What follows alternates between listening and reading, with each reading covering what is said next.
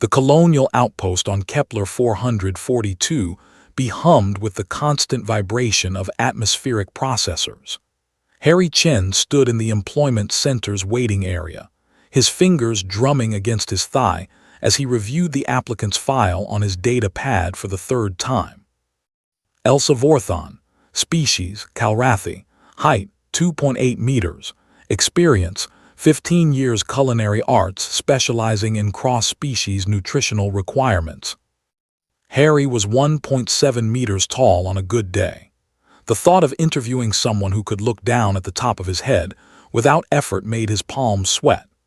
But the mining station's previous cook had transferred back to Earth, and Harry, as station manager, desperately needed someone who could handle the dietary needs of a crew spanning 4 different species. The door slid open with a pneumatic hiss. Elsa had to duck to enter the room. Her chitinous exoskeleton caught the fluorescent light, reflecting deep purples and blues across its segmented surface. 4 arms moved with practiced economy, 2 tucked close to her thorax, 2 extended in what Harry's cultural training module had taught him was a Calrathi gesture of respectful greeting. Her compound eyes, each the size of Harry's fist, focused on him with an intensity that made him want to step backward. He didn't. Instead, he extended his hand, human custom, and tried to keep his voice steady. "Ms. Vorthon, thank you for coming." One of her lower arms extended, her 3-fingered hand engulfing his entirely. Her grip was gentle, temperature regulated by her exoskeleton's cooling system to avoid discomfort to warm-blooded species. "The pleasure is mine, Manager Chen." Her voice emerged from the vocal synthesizer attached to her thorax, the Calrathi's natural communication clicks and pheromones translated into standard English. "I have reviewed your facility's requirements. The challenge interests me." The interview lasted 20 minutes. Harry tried to focus on her qualifications rather than the way she had to angle herself to fit in the standard-sized chair, or how her shadow seemed to swallow half the room. Her knowledge was impressive. She discussed mineral supplementation for the silicon-based Vrex crew members, protein synthesis for the Terran humans, and the precise temperature requirements for Delphinian metabolic paste with equal expertise. He hired her on the spot. The first 3 days went smoothly. Elsa arrived precisely at 500 hours, began meal preparation in the station's industrial kitchen, and delivered nutritionally optimized food to all 4 shifts without complaint. The crew raved about the food. Even the Vrex engineer, notorious for his complaints about contamination in his mineral solutions, admitted the chromium-titanium blend Elsa prepared was the best he'd tasted off-world. Harry watched her work from his office sometimes, the security feeds showing her moving through the kitchen with balletic precision. 4 arms made her devastatingly efficient. She could monitor 3 cooking surfaces while simultaneously cross-referencing nutritional databases on her wrist-mounted terminal. He tried to visit the kitchen to thank her on day 4, but his courage failed him at the door. Through the porthole window, he saw her reaching up to the top storage racks, her full height making the 3-meter ceiling seem low. He retreated to his office. By day 6, Harry noticed something odd. Elsa had begun leaving small items on his desk. First, a perfectly arranged plate of food, carefully portioned to his metabolic needs, with a note in precisely printed standard English. "Manager Chen requires improved nutrition. Current caloric intake insufficient for stress levels." Then a small potted plant, native to Earth, somehow acquired despite the station being 1,200 light-years from home. The note read, "Terran psychology benefits from familiar flora. Stress reduction measured at 12–15% in controlled studies." The gifts continued. A compression sleeve for his left wrist, which he'd injured 2 months ago and thought he'd hidden well. A noise-canceling sleep mask calibrated to block the specific frequency of the atmospheric processors. Harry should have been grateful. Instead, a cold paranoia crept up his spine. How did she know about his wrist?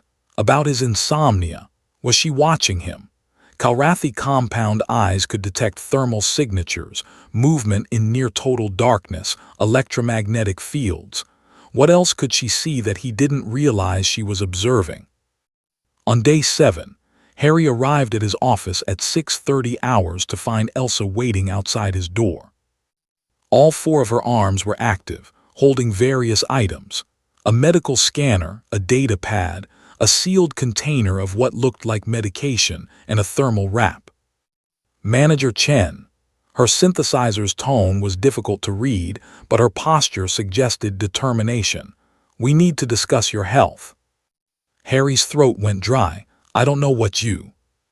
You are exhibiting signs of acute stress-induced hypertension, possible early-stage ulcer development, chronic sleep deprivation, and repetitive strain injury. She took a step forward. Harry backed against his office door. I have been monitoring your thermal signature, movement patterns, and behavioral indicators for 6 days. You've been watching me. Harry's voice came out higher than intended. I am responsible for crew nutrition. You are crew. Your current trajectory indicates severe health decline within 3 months. Another step forward. She loomed over him now, her shadow engulfing him completely. I cannot permit this. Harry's heart hammered against his ribs. This was it. This was the moment the cultural training modules warned about. Calrathy had different concepts of personal autonomy, of intervention, of. Elsa's upper arms moved with sudden speed. Harry flinched. The thermal wrap settled gently around his shoulders, radiating warmth into muscles he didn't realize were knotted with tension. The medical scanner hummed, running a non-invasive diagnostic. One of her lower arms held out the data pad, displaying a detailed health report he recognized as being compiled from the station's ambient monitoring systems, completely legal and within her purview as the nutritional specialist. I have prepared a 6-week intervention protocol, Elsa said, her synthesizer somehow conveying something that sounded almost like concern. Modified diet, stress reduction exercises, sleep optimization, and physical therapy for your wrist. Your cooperation is not optional. Harry stared up at her, at the alien being who had to fold herself nearly in half to meet his eye level, who could have physically compelled him to do anything she wanted, who instead stood there holding medical equipment, and what he now realized was probably some kind of therapeutic supplement. Why, he managed to ask. Her compound eyes seemed to soften, though Harry knew that was probably his brain projecting human expressions onto alien features. Because I am a cook, Manager Chen, and cooks take care of those who eat at their table. This is our purpose, our honor. The tension in Harry's chest began to loosen. He looked at the health report, at the carefully compiled data, at the intervention protocol that showed weeks of research into human physiology and psychology. Not surveillance, care. The protocol, he said slowly, it's not negotiable. Absolutely not. She straightened to her full height, somehow making the gesture seem protective rather than threatening. You will report to the kitchen at 700 hours for nutritional therapy. You will complete the exercises. You will sleep. Despite everything, Harry felt a smile tugging at his lips. And if I don't? Then I will be very disappointed in you, Manager Chen, and I will tell the entire crew that their manager cannot follow simple dietary instructions. Her synthesizer somehow managed to convey dry humor. The Vrex engineer has been looking for someone to mock besides me. I would hate to give him ammunition. Harry laughed, actually laughed for the first time in weeks. The sound echoed in the corridor, bright and unexpected. Okay, he said. Okay, Elsa, I'll do it. Good. She handed him the sealed container. This is a protein supplement optimized for Terran stress response. Take it with breakfast. I will prepare something suitable at 700. She turned to leave, having to duck again to fit through the corridor. Harry watched her go, this giant alien woman who had terrified him by caring when no one else noticed he was falling apart. Elsa, he called after her. She stopped, looking back over her segmented shoulder. Thank you. Her synthesizer produced a sound he'd never heard before, something warm and rhythmic that he thought might be Calrathi laughter. Thank me when you are healthy, Manager Chen, not before.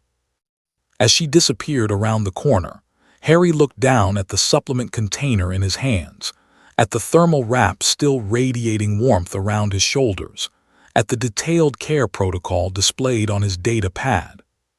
For the first time since taking this assignment, he felt like maybe, just maybe, he wasn't alone out here among the stars. And it had taken a giant alien woman to show him what it meant to be truly seen. End